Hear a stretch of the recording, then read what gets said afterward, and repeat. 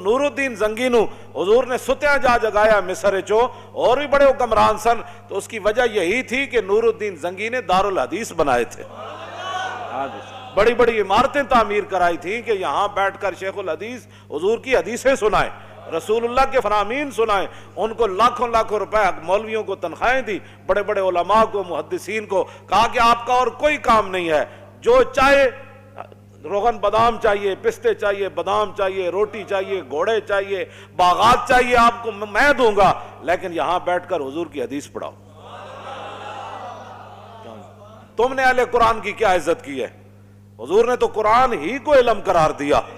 ہاں، حضرت زیاد بن لبید کہتے ہیں نا، حضور نے فرمایا یہ وہ وقت ہے کہ جب علم چلا جائے گا، تو کہتے ہیں میں نے عرض کی حضور کیف یذهب العلم نحن نقرأ القرآن ونقرئ ابناءنا ويقرئ ابناؤنا ابناءهم الى يوم القیامہ، حضور قرآن علم کیسے چلا جائے گا؟ پھر آپ کی امت پر زوال آ جائے گا، ہم آپ سے قرآن پڑھتے ہیں، ہم اپنے بچوں کو پڑھائیں گے، ہمارے بچے اپنے بچوں کو پڑھائیں گے، ان کے بچے پھر اپنے بچوں کو پڑھائیں گے، الى یوم القیامہ، قیامت تک یہ سلسلہ چلے گا، تو علم کیسے چلا جائے گا؟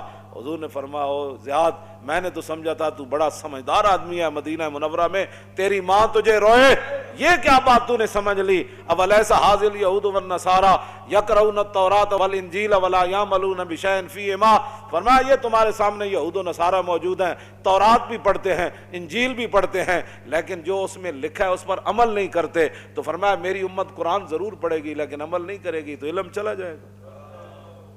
بتاؤ، یہاں تو قرآن دیکھ کر امت کو پڑھنا نہیں آتا، جن کو دیکھ کر قرآن نہیں پڑھنا آتا ان کو کیا سمجھنا ہے کہ جناب فَبِأَيِّ آلَاءِ رَبِّكُمَا تُكَذِّبَانِ کا کیا معنی ہے؟ كُلُّ مَنْ عَلَيْهَا فَانٍ وَيَبْقَى وَجْهُ رَبِّكَ ذُو الْجَلَالِ وَالْإِكْرَامِ کا کیا معنی ہے؟ وَلِمَنْ خَافَ مَقَامَ رَبِّهِ جَنَّتَانِ فَبِأَيِّ آلَاءِ رَبِّكُمَا تُكَذِّبَانِ ذَوَاتَا أَفْنَانٍ وَمِن دُونِهِمَا جَنَّتَانِ، ان چیزوں کا ان کو کیا پتہ ہے؟ اذا وقعت الواقعۃ ليس لوقعتها كاذبہ خافضۃ رافعۃ اذا رجت الارض رجا وبست الجبال بسا فكانت هباء منبثا وكنتم ازواجا ثلاثا سبح لله ما في السماوات وما في الارض وهو العزيز الحكيم يا ايها الذين امنوا لم تقولون ما لا تفعلون كبر مقتا عند الله ان تقولوا ما لا تفعلون تبارك الذي بيده الملك وهو على، ان کو کیا پتہ ہے میں کیا پڑھ رہا ہوں؟ ہاں جی، جب آپ نے خود ہی قرآن کے ساتھ ایسے کیا، بال کندھا بیان میں نقطہ توحید تو آ سکتا ہے، تیرے دماغ میں بت خانہ ہو تو کیا کہیے؟ جہاں میں بندہ حر کے مشاہدات ہیں کیا، تیری نگاہ غلامانہ ہو تو کیا کہیے؟ اقبال کہندا تینوں پتہ ہی نہیں محمد عربی دے غلاماں دا جناب، ہاں جی، انہاں دی ویکھن دا انداز کیویں تے انہاں دے چلن دا انداز کیویں، انہاں دے رہن دا انداز کیویں، انہاں دے کافراں نال گل کرن دا انداز کیویں، انہاں دا کھان دا انداز کیویں۔ کیوں جی؟ حذیفہ بن یمان اور رومیاں دے دسترخوان تے بیٹھے، ہزاراں نعمتاں پئیاں، روٹی کھاندیاں لقمہ نیچے گر گیا تے آپ جدوں چکن لگے تے نال والےاں نے کیا حضور اے کل نہ کرو، کہ ایک ہی کہن گے کہ نہ روٹی کدی نہیں ویکھی، یہ تھلو لقمے چاہ کے کھاندے، اسی دینا واسطے ہر قسم دے کھانے تیار کیتے، تے آپ نے فرمایا آترو کو سنت رسول اللہ لحاظ الہما کا، فرمایا آپ چلیا میں انہاں واسطے اپنے نبی دی سنت چھڑ دیوا۔ جہاں میں بندہ حر کے مشاہدات ہیں کیا، کیوں جی؟ تیری نگاہ غلامانہ ہو تو کیا کہیے؟ فرمایا تیری نگاہ ہی غلامہ والی، تو کدوں کہ ویکھیا کہ محمود غزنوی کنج آیا تے نور الدین زنگی دارالحدیث کنج بنائے، تو سدا بڑے بڑے مدارس تے جناب اجاڑنا چاہتے ہو، بڑے بڑے مدارس سے تسی اپنے گند داخل کیتے، ہمارا نصاب بھی پڑھاؤ۔ اقبال نے کیا لڑکیاں پڑھ رہی ہیں انگریزی، قوم نے ڈھونڈ لی فلاح کی راہ، یہ ڈرامہ دکھائے گا کیا سین، پردہ اٹھنے کی منتظر ہے نگاہ۔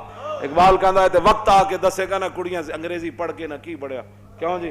کو خوب سمجھتا ہوں کہ یہ زہر ہے وہ کند، کیا فائدہ کچھ اور بھی کہہ کے بنوں معتوب، پہلے بھی خفا مجھ سے تہذیب کے فرزند، کیا چیز ہے آرائش و قیمت میں زیادہ، آزادی نسواں یا زمرد کا گلو بند۔ کہنا میں کہندا میرے پہلے بھی بڑے ناراض ہیں تہذیب دے فرزند، کہنے لگا میں انہاں دا ہور ہے نا میرے خلاف بک بک، یہ میرے خلاف لوگ نہیں کرتے بک بک، اقبال کہندا میرے خلاف بھی بک بک کر دیں، کیا فائدہ کچھ کہا کہ او بھی بنو معتوب، پہلے بھی خفا مجھ سے تہذیب کے فرزند۔ کہتا ہے تہذیب دے بندے پہلے بھی، لیکن یہ خوب سمجھتا ہوں کہ یہ زہر ہے وہ کند۔ ہاں کہندا ہے کڑیاں دے دوپٹے لا دینے تے جناب مٹک مٹک اقبال کہندا بہل ہے دختر این دل بریہا مسلمانہ نزیبت کافریہ.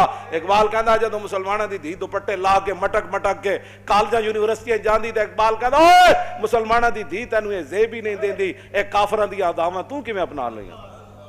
مسلمانہ دیا دیاں جن کا آنچل نہ دیکھا ماہ و میر نے اس ردائے نزاہت پہ لاکھوں سالہ. اقبال کہندا جی میں خوب سمجھتا ہوں کیا چیز ہے آرائش و قیمت میں زیادہ، آزادی نسواں یا زمرد کا گلو بند. کہنا ہے میں اس بات کو خوب سمجھتا ہوں کہ کڑیاں دوپٹہ لا دے من ایک قیمتی ہے یا وڈی چادر کر کے ٹرن ایک قیمتی ہے. سارا کچھ تو تسی تباہ کر چھڑیا ہے، تو کی چھڑیا تسی جناب، کی پڑھایا تسی تے جناب 12-14 کلاساں پڑھا کے منڈے نو جناب تسی تے نماز بھی نہ سکھا سکے، تسی تے جناب وہ جنازے دیاں دعاواں بھی نہ سکھا سکے، تسی تے منڈے نو جناب طہارت دے مسائل بھی نہ دس سکے، تسی تے بھی نہ دس سکے کہ وضو دے فرض کتنے ہیں، تیمم کس کو کہتے ہیں. جذبہ قرآن زیغمی روبائی است، فقر قرآن اصل شہنشاہی است. اقبال کہندا قرآن تو بغیر شیری دا دعویٰ کرنا یہ تو لومڑی دی گل ہے. کہندا قرآن تو بغیر بندہ شیر نہیں بن. جذبہ قرآن زیغمی روبائی است. اقبال کہندا قرآن تو بغیر بندہ کہے میں شیر ہاں، وہ شیر نہیں، وہ تو لومڑی ہے. ہاں جی، فقر قرآن اصل شہنشاہی است. اقبال کہندا قرآن تے پڑھن والا تے قرآن تے عمل کرن والا تے وڈا شیر ہوندا، ہاں او شہنشاہ ہوندا. کیوں جی وہ تو شہنشاہ ہوندا، وہ تو تہ بند بن کے تے جناب میدان او دے چلے جاندے. ایک نے بھی نہیں کیا حضور کپڑے تے دیو، انہاں نوں تے کفن بھی نہ ملے جڑے قرآن پڑھے ہوئے سن شیر تے جا کے میدان او دے شہید ہو گئے جناب. انہاں کول تے کپڑے بھی پورے کوئی نہیں سن، تو انہاں تے پیٹ تے پتھر بن کے تے میدان خندق کے چلے گئے. اج جناب گھر سامان نہیں سی لایا، فقر قرآن اصل شہنشاہی است. اقبال کہندا قرآن جڑا پڑھن والا ہی اصل شہنشاہ ہے. اقبال کہا جے تے صحابہ جے سامان اتارے بھی نہیں سی اپنے گھوڑیاں تو تے خچرہ تو تے اٹھاؤ تو تے پھر جبریل آ گیا، انہیں کہا جی چلیے بنو قریظہ دی طرف، فقر قرآن اصل شہنشاہی است. اقبال کہندا اے تے شہنشاہ سن. ایک صحابی نے بھی نہیں کیا حضور روٹی بھی رج کے نہیں کھادی، انہیں کہا جی چلیے بس اتنی گل ہے جناب. قبر وچ اتنی جگہ ہے، اسن دے کے رون لے اور دستا نو دتا کس دلاسا ہو. اسن دے کے رون لے اور دستا نو دتا کس دلاسا ہو. بندے عمر بندے دی ایویں گزری جی میں پانی وچ پتاسا ہو. تے سوڑی سامی سٹ گتے سن تے پت نہ سگ سے پاسا ہو. تے صاحب تے تو لیکھا منگسی باہو رتی گھٹ نماشا ہو. ہاں جی، اس واسطے اتنی ساری لبنی جا وہ بھی قسمت والے نو لبنی، وہ بھی قسمت والے نے رکھنا ہے انہوں تھلے، ورنہ گور کون تے دھڑال کر کے سٹ دین. پھر قبر جنہ دی جیوے ہو اور قبر پھر انہاں دی جینی جنہ حضور نال وفا کی تھی. ہاں پھر رسول اللہ نال جنہ وفا کی تھی تے اسی تو انہوں او راہ لا رہے ہیں. نور الدین زنگی کی بنایا جی دارالحدیث. دوسرا انہاں مدرسے کھولے، بند نہیں کیتے، مدرسے کھولے تے دینی کتاباں چھاپ کے تے مفت تقسیم کیتیاں. چھاپ تے مراد لکھوا مطلب تسی کہو جی اس ویلے چھاپے خانے کتے ہوندے سن، اس ویلے بڑے بڑے شعر بیٹھ کے سونا سونا خط لکھتے سن. تیسری بات نور الدین زنگی نو ستیاں رسول اللہ نے جا کے جگایا، فرمایا اٹھائے میری ناموس کے لیے. کیوں جی ایویں کوئی نہیں کوئی کام کسے دا کردا، کوئی تعلق ہوئے تو کرنا. ہاں کوئی تعلق ہوئے تو کرنا، ایویں نہیں کردا جی فلانا نہیں کردا میں آکھا نہیں کردا تو روے اپنی قسمت نو. کیوں جی شکر کرن لبیک والے جڑے دیہڑی راتی لبیک دا نعرہ لاندے او نہ ہو میرا ذکر حضور میں ہوا ورنہ خوشی میری طرف دیکھ کے مسکرائی کیوں. تسی کتنے خوش نصیب ہو ہر ویلے تجدید عہد کر دیو. کیوں جی تجدید وفا کر دیو. تیسری بات جو نور الدین زنگی کے اندر تھی وہ سرکاری خزانے سے تنخواہ نہیں لیتے تھے. ساڑھے بزرگاں نے لکھا ہے نا تنہ وجہ تو نور الدین زنگی نو حضور نے ستیاں جا جگایا. آپ نے فرمایا کہ آ مدینہ منورہ میں میری عزت کا کام ہے.